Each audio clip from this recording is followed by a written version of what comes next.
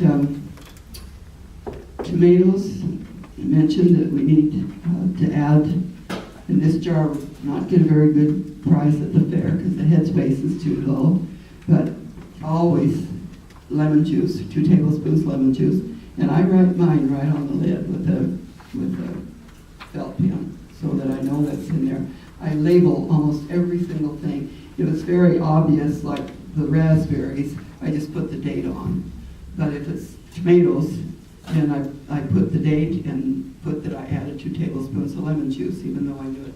And I used USDA recipe, extension recipe, so I put that on there. I know I didn't get it out of a cookbook somewhere, or if I should happen to give this to one of my kids, they know that it was done correctly, that they're not going to be safe to eat. I make lots of juices. I have 2 different kinds of juicers.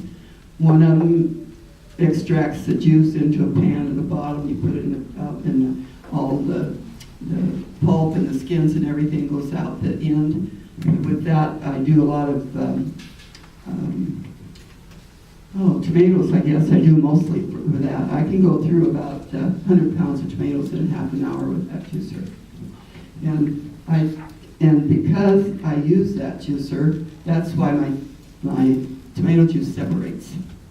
If I was cutting it after I peeled it, of course, and cut it up, if I was putting it in a big canner and bringing that to a boil, and then kept adding tomatoes, so when I got done, the whole thing was boiling, this would probably stick together. And that's called a hot break method, and it's what the commercial people use. So that all you have to do is shake it, and it's less work. So the way that I do it. And when I was doing a lot of tomato juice, it was nothing for me to do 8 or 10, boxes of tomatoes. So it satisfied us. It was fine. And it's called, the method that I do is called the cold break method. So you're breaking up tomatoes while they're cold by putting them through the juicer. Where commercials will have big equipment and big vats to keep it hot while it's forming. I brought the pie cherries. I didn't have any pie cherry filling left. If you're going to make pie cherries, please go online to Skagit County Extension because we have pie cherry recipes. WSU has them too. If you're going to do pie cherries, or whether it's pie cherries or blackberries or any other kind, peach or blueberry, you want to be sure, and let me see what I'm doing here. You want to use a product called Clear Gel. Have any of you used it before? Okay. And there's 2 types. One's instant, which will clump up on you, unless if it's stuff that commercial people use to make instant puddings and things.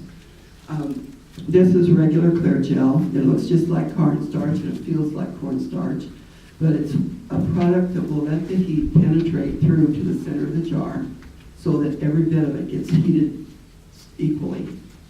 If you don't use this with your pie fillings, you may have quite a bit of spoilage.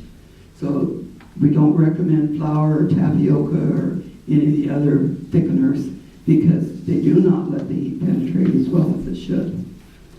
So, yes. Where do you get that? This, your closest to you is Cash and Carry in Everett.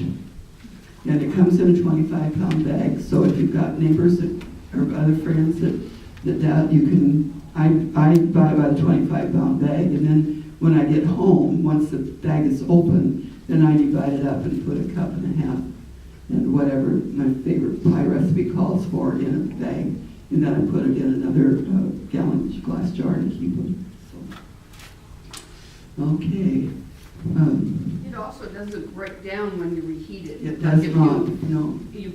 Once you put it in there, the pie, and bake it with the filling, it won't break down where regular cornstarch, it won't break apart. That's right. Once you cook it again. So thank you.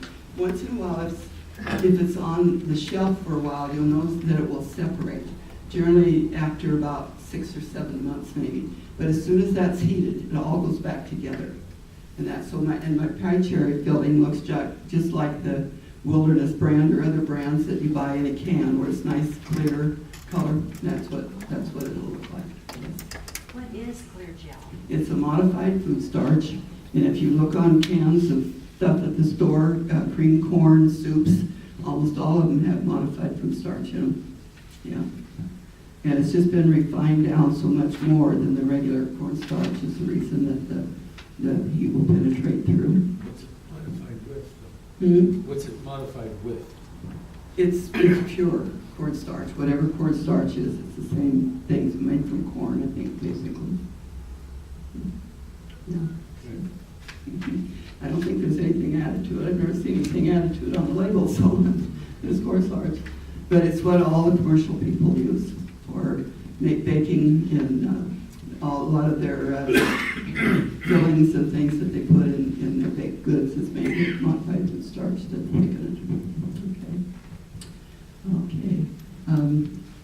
This part is about all I have for water bath canning. I'd like to talk a little bit about pressure canning, and there are some more in the box, are some more handouts if somebody would like.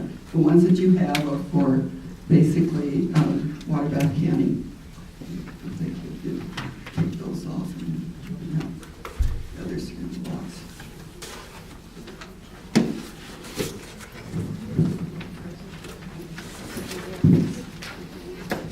You need to stretch or just a cup of coffee or something, go ahead.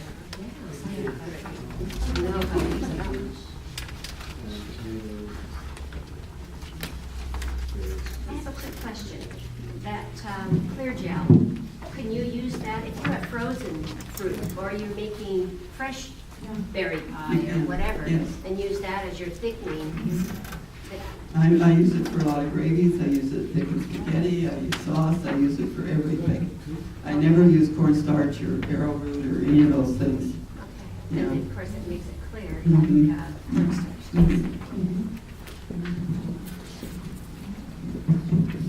I know, you gotta use that 25 pounds. And I use tapioca. Yeah. I just had my neighbor. She's going through she makes pies all the time. I think she called me the other day and wanted to know if it was still available at Cash and Carry in Bellingham. I said, well, the last time I was up there, and she's on her third sack of it in the last 2 years. So she's been really, she makes pies all the time. So it's always there.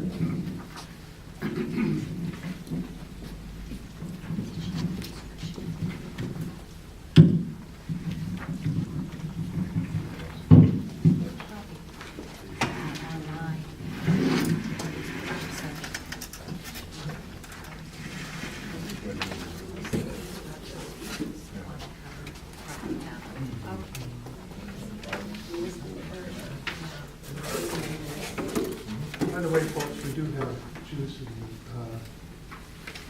coffee and tea. Cookies. Is there a different amount of pectin in juice than there is in the fibrous part of fruits?